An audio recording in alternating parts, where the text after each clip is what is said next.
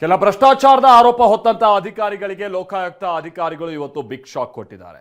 ಕರ್ನಾಟಕ ವಸತಿ ಶಿಕ್ಷಣ ಸಂಸ್ಥೆಗಳ ಸಂಘದ ಅಧೀಕ್ಷಕ ಅಭಿಯಂತರ ಎಚ್ಎಂ ಜನಾರ್ದನ್, ಲೋಕೋಪಯೋಗಿ ಇಲಾಖೆಯ ಕೆಶಿಪ್ ವಿಭಾಗದ ಮುಖ್ಯ ಇಂಜಿನಿಯರ್ ಪುರುಷೋತ್ತಮ ದಾಸ್ ಜೊತೆಗೆ ಇನ್ನಿತರ ಅಧಿಕಾರಿಗಳ ಮನೆ ಮೇಲೆ ಇವತ್ತೆಲ್ಲ ರೈಡ್ ಆಗಿದೆ. ಮನೆ ಕಚೇರಿ ಮೇಲೆ ಜನಾರ್ದನ್ ಬಳಿ 4.42 ಕೋಟಿ ಮೌಲ್ಯದ ಆಸ್ತಿ, 1,70,00,000 ರೂಪಾಯಿ ನಗದೇ ಪತ್ತೆಯಾಗಿದೆ. Hard cash 1,70,00,000. ಪುರುಷೋತ್ತಮ್ ಬಳಿ ಅಪಾರ ಆಸ್ತಿ ಪಾಸ್ತಿ ಸಿಕ್ಕಿದೆ. ಕಂತೆ ಕಂತೆ ಹಣ, ಬೆಳ್ಳಿ, ಚಿನ್ನಾಭರಣಗಳು ಸಿಕ್ಕಿದೆ. ಇನ್ನು ದಾವಣಗೆರೆಯ BESCOM assistant executive engineer Arjun, ಧಾರವಾಡದ ಲ್ಯಾಂಡ್ ರೆಕಾರ್ಡ್ಸ್ ಇಲಾಖೆಯ ಸರ್ವೇಯರ್ ಸೋಮಲಿಂಗಪ್ಪ ಮನೆ ಮೇಲೂ ಕೂಡ ಲೋಕಾಯುಕ್ತ ದಾಳಿಯಾಗಿದೆ.